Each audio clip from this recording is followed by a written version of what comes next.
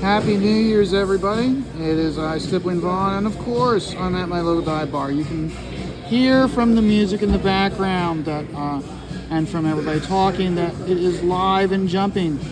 I didn't start this video first thing in the morning. We had other things to do. No, we were not hungover.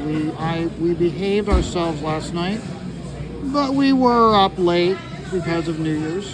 But now this 2024 is starting off good right off the spot. As you can see, I'm already starting off the new year in a good spot. Got a new dog commission, and literally just before I started this video, I was talking to someone else who wants me to do their dog.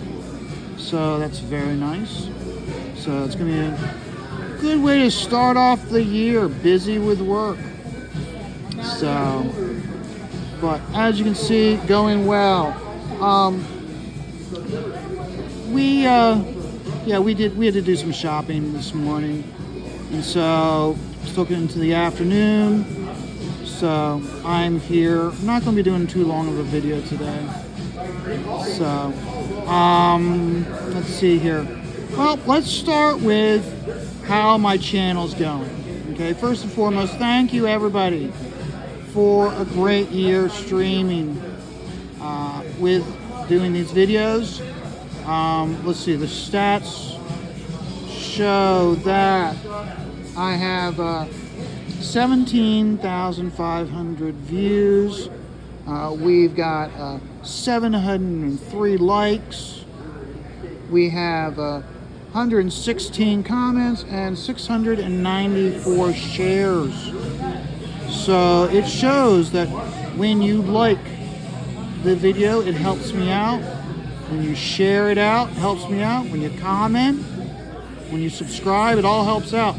Now remember, I only had about like 75 subscribers last year, and I'm now up to 138 subscribers.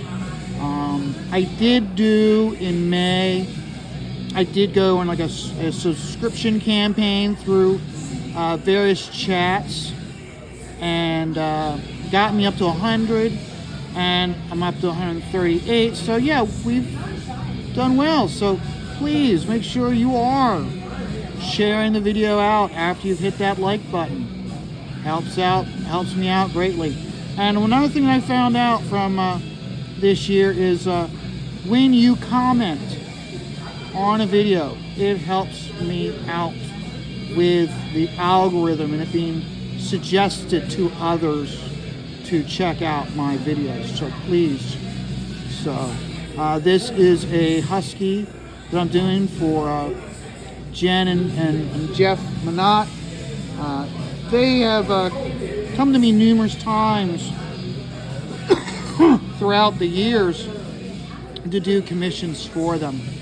This one actually isn't for them. It's for their parents. They asked me to do one of their huskies, or one of their parents' huskies. It's about 5 years ago.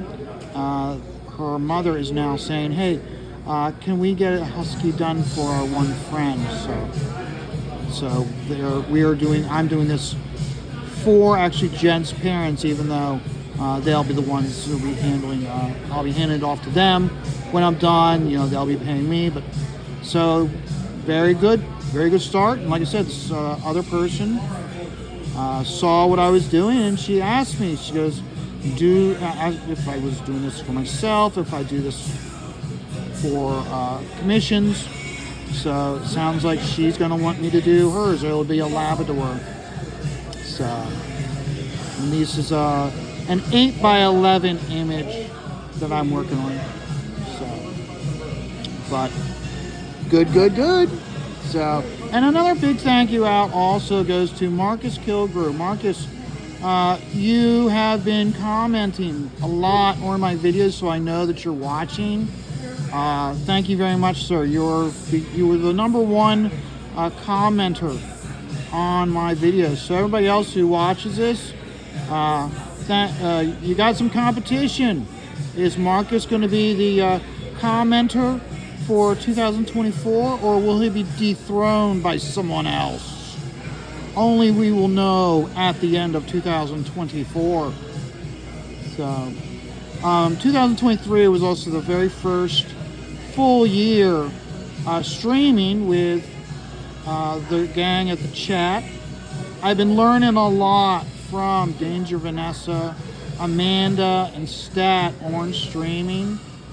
Stat has been started branching out and doing more streams himself with his own channel, and he's been.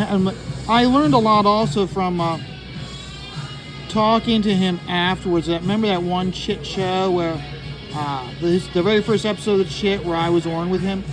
Afterwards, him and I were talking in the green room, if you will, and he was very helpful with providing information to me. So one of the things that I going to try to do this year is I'm going to go farther in trying to learn how to do thumbnails for these videos. I do have aspirations to start doing some live streams. I doubt there'll be live streams here from my phone. I'll definitely be streaming from home when I start to do live streams. So we'll see how it goes. I hope to be doing that, and I hope that you guys will continue this journey of entertainment with me as I take life one dot at a time. No, the video's not over yet. Anybody who watches my videos knows that's how I end all my videos. So, but nope, not ending it just yet. So, but yeah, having a lot of fun learning about streaming from Vanessa and from Stat. It gives me it gives me confidence that I know that when I do my own streaming, if I have questions, I can reach out to them and they'll be able to assist me. And when I say questions, it'll most likely be technical questions on StreamYard and YouTube and how to use it. So we'll see. With luck, I won't have too many issues, but then also we are talking about technology, and technology is not my strong suit. One of the things we learned in 2023 is that Vaughn's using Excel spreadsheets for the very first time, and I get frustrated a lot because of that. So, okay, it looks like it's time for me to clean this nib, so let me lie this down. But yeah, so I mean, we'll see how things go. Just some points of interest that I took notice to of what happened during 2023. 2023, Ethan Van Sciver was awarded the Comicsgate trademark, which was very important to him, and I would say it's also important to us as a community. I did find it very important. Now it was one of those deals where it's like, well, this means that Comicsgate goes from being a movement to commerce. Well, let's be honest. It's part of the evolution of Comicsgate. The very moment Comicsgate started doing crowdfunding, and the creators within Comicsgate started doing crowdfunding, because it turned it from a fan movement into a commerce movement. So it was only a matter of time before the issue with the Comicsgate logo or trademark was resolved. It's in Ethan's hands. I find that to be very important and very good. So, Aaron Lopresti, he did his fan art contest for Wraith of God. I was working on it actually before he even made the announcement. I was anticipating that. I will let you guys know now on my show. I made a tweet about it to Graham when he was talking about his aspirations for 2024, and he was like, "What's your New Year's resolution?" And I go, my New Year's resolution is waiting on Ghost of Matacumba Key to be fulfilled, and once it's fulfilled, I will be getting a fan art piece on the Nolan verse, because remember, he's going to provide the linchpin to the Nolan verse in the Ghost of Matacumba Key. So once we know what is it that links all of his properties together, I will then, once I know, and I can then start thinking about it, get the imaginative juices going, and then I can start my own fan piece. So I'm looking and that is the piece, that's the one thing I'm really looking forward to, is starting a fan piece based on Graham's properties. So really looking forward to that. So also, another thing also I forgot, if anybody follows Graham Nolan, you know that he used Steamboat Willie in his Sunshine State cartoon. Steamboat Willie, Mickey Mouse Steamboat Willie went into public domain, and Graham is the first person to utilize it. So congratulations, Graham. That was great. I loved it. And I should have realized when he was making such a big deal yesterday and posting how like the mouse will be free or something like that. He was like, he'll finally be free, and it was a thumbnail of Steamboat Willie. So I'm very curious to see how how Disney responds to Graham's Sunshine State cartoon. So I almost wish, though, that Graham had a campaign up and running right now. If he had a campaign up and running right now, it would he'll be able to, because you know Disney's going to come after him. He'll be able to monetize that with views and people backing his campaign so much. He's going to get so much mileage out of this. I was just like, oh, that is brilliant. He's going to be able to use that and milk it. Because you know it's one of those where it's like, they're going to come after him, and then it's the whole legal process, which is a very slow process. We all know that from following LawTube, how these cases are very slow going. So that's going to be very interesting. I thought with all the projects Graham has started this year, how better to get extra eyeballs onto his campaign they normally wouldn't have? Legal problems. So I'm looking forward to that. Congratulations, Graham. Congratulations. Like I said, I wish you had a campaign active now to help to share it out on the video with a thumbnail, or in the description, I should say.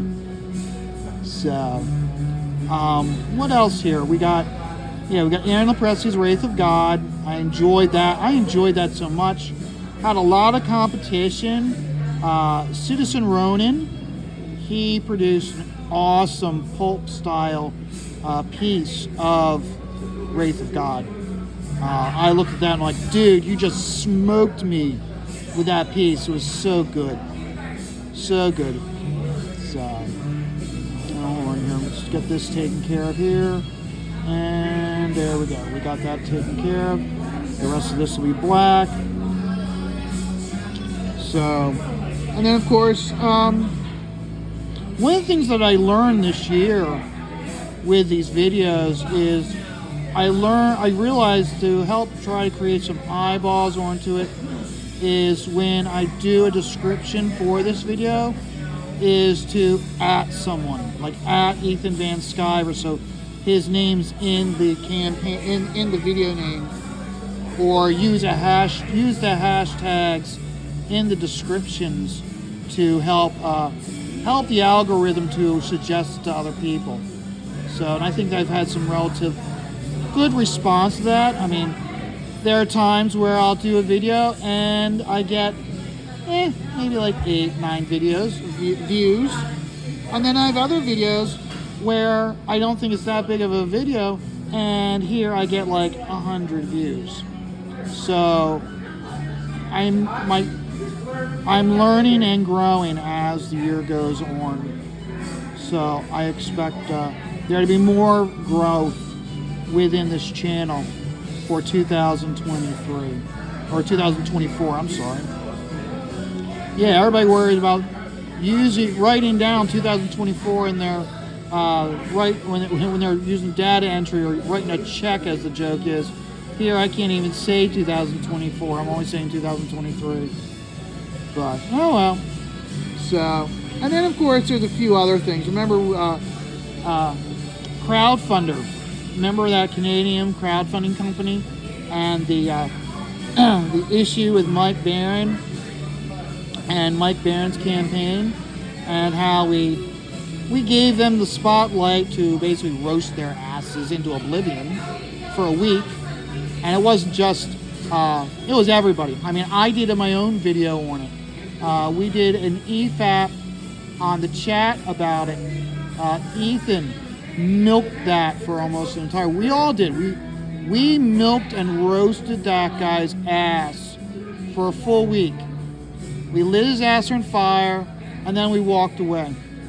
Because that's where it was like, dude, we work in a free commerce society. You're going to gatekeep and say, no, we can't have our books on your platform. Guess what? We just lit your ass on fire. Okay? And we walked away. So you're nothing to us. We could have made you great, and instead we just roasted you, burned you alive. So, okay, let's see where I can go here with working on this. I don't want to work this way because I'll be my hand over the smudge. Here, we'll work over here. We're going to work over here. So, there we go.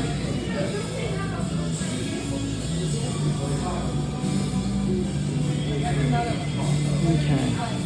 And then we had the Jersey State Comic Con, or the Jersey State Comic Fest, I should say. Ethan Van Sciver returns to doing conventions with the Garden State Comic Fest.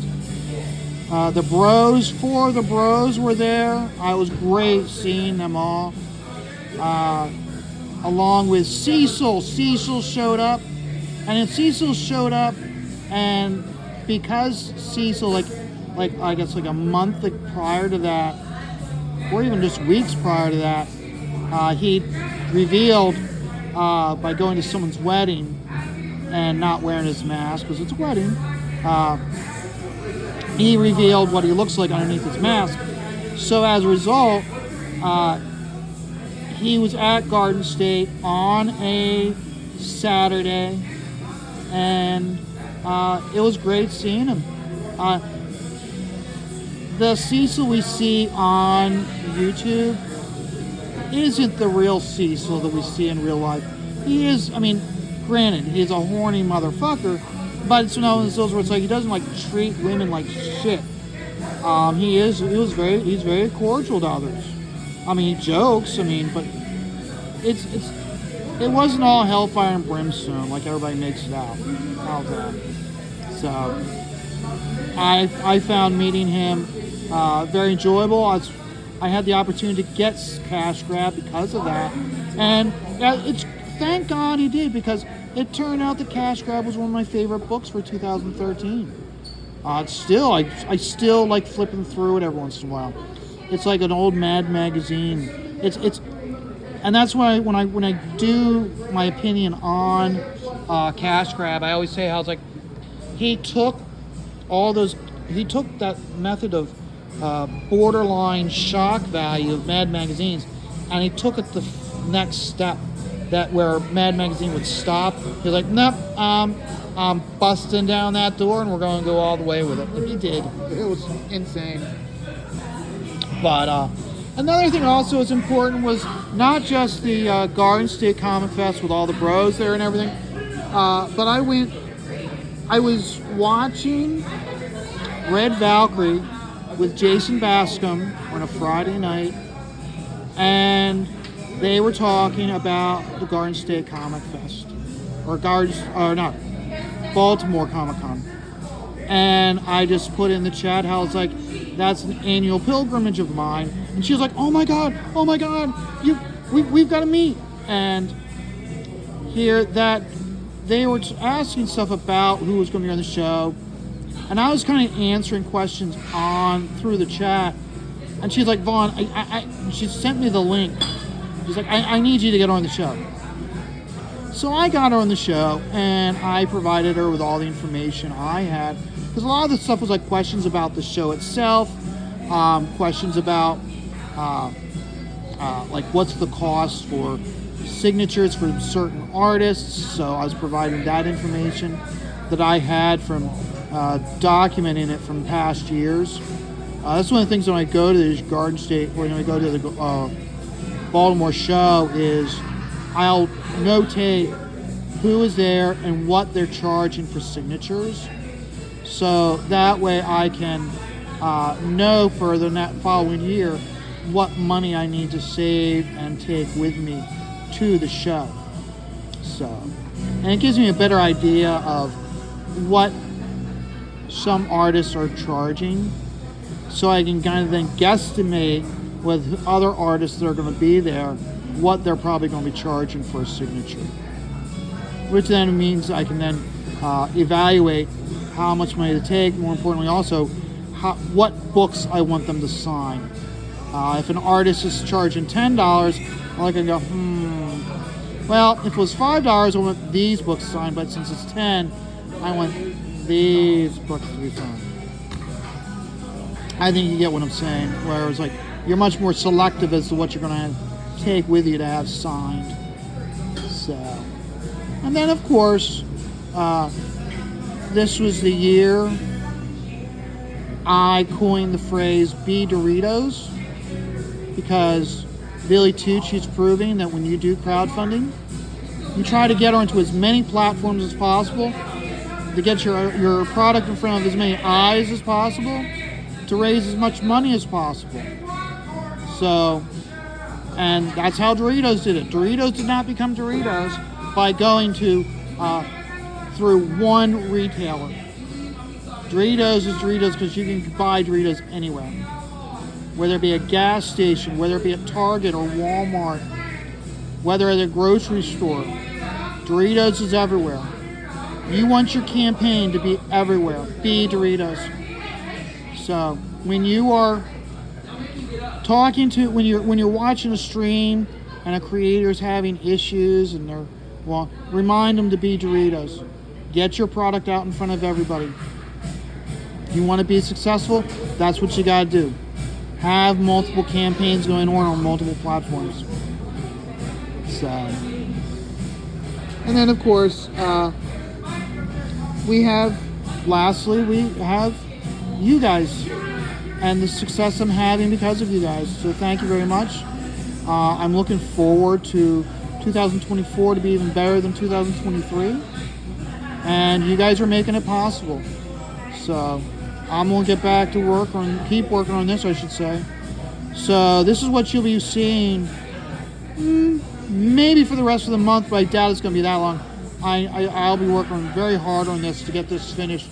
I want to say probably within the next, the next week and a half, 2 weeks, I want to have this done. So you'll be able to see it for then, and then we'll go back to what I was working on, that Star Wars piece. Or if this woman contacts me, I'll start working on hers, that Labrador that she wants me to do. So we'll see. So, but remember, until then, folks, always remember to take life one day at a time, because life is very stressful.